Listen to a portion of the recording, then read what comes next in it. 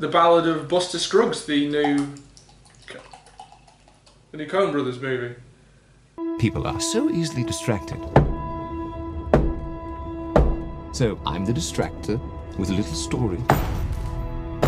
People can't get enough of them because, well, they connect the stories to themselves, I suppose. And we all love hearing about ourselves.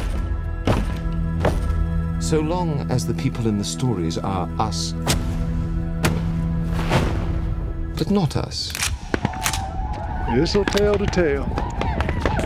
So it's a Western anthology movie, 6 short stories about various short stories, various aspects about life in the West.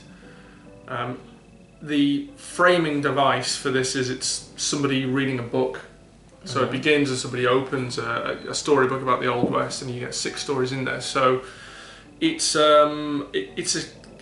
a very sort of at times old-fashioned looking interpretation of the Wild West. It begins with a big shot of what looks like Monument Valley. It could be an opening of a John Ford movie.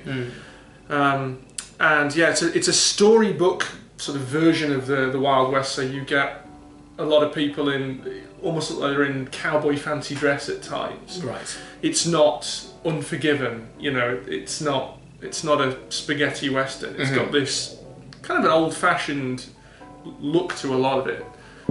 This weird thing is, I came out of the screening for this film festival and texted a critic. I won't mention his name. I asked him, hey, because I knew he was at the festival. I said, hey, you at Buster Scruggs this morning? And he said, no, I'm not, because I hate Coen Brothers movies. I absolutely hate them, and I avoid them like the plague. And I said, I got back in touch with him and said, you don't like any Coen Brothers movie?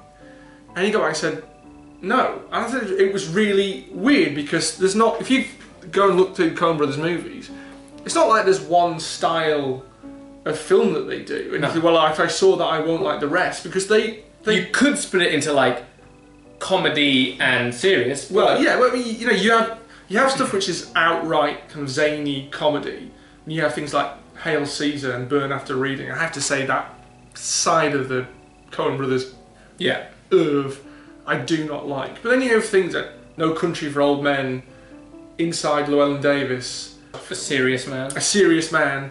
There's so little to... You know, there's the opposite ends of the sort of the aesthetic spectrum here. So it's this weird thing to say, I hate Coen Brothers movies. Like, you don't like any of them. You know, Burn After Reading and Fargo are not tonally the same to me. You know, you've got a sort of bleak, underwhelming, dark humour, and then there's outright bollocks, which is odd. But the thing about this is it kind of encapsulates all their styles into one sort of movie.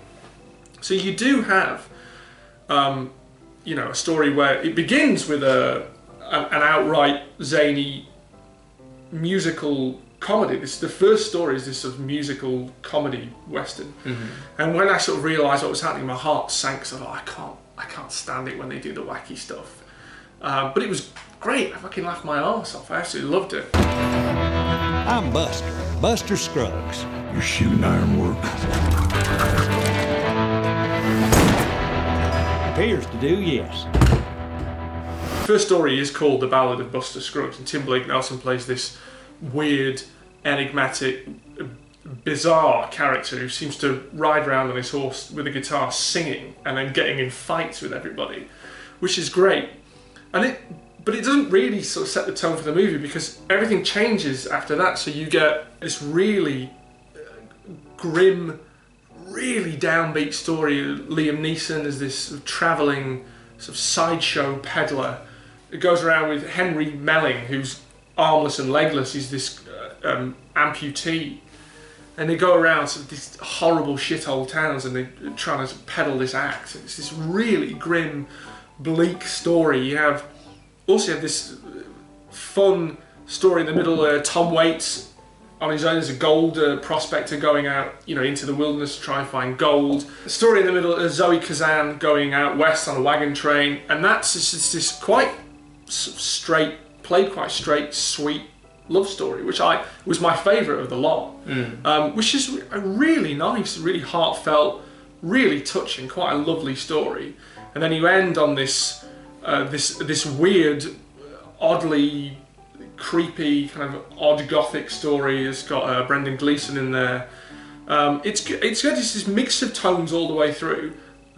It's short stories. I mean, it's episodic, so I think if people go and see it, in all likelihood, people will say, well, I liked that, I wasn't so keen on that. That's the standard thing with an anthology. Yeah, I didn't think there were any bad stories in it. There's one... There's no golfing...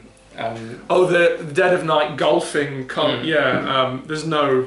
No, there's not... There's no one in there which, that's an absolute stinker. Yeah. I think there's one with James Franco as this bank robber that has literal gallows humour in it, which is okay. It sort of ends a bit abruptly. I think that might be, for me, the weakest one of the lot. But it's still not bad. They're all pretty, they're short. They're all 20-odd minutes, half an hour at max length. They get in and out pretty quick, and they are pretty nicely done little shorts. They are really nice, and there's different aspects of the, almost like a Western cliche every time, but done in a really nice way. And the tone of each one does seem to sort of reflect the back catalogue of the Coens, the way that they can change their musical comedy, zanier comedy, to sort of darker, more grim, and then bleaker, almost gothic, and then melodrama as well. So it's a good mixture of tones. I really enjoyed it. I really did. I think it was a real treat to watch. Didn't dislike any of the stories. Again, there's this caveat. I think because it's so episodic, some people are going to say, yeah, I liked 3, I didn't like 3, or I liked 4, I didn't like 2, or something like that. But I really enjoyed it. Great cast. Found good. Do you have anything to say before sentence is carried out? Sentence? What's my sentence?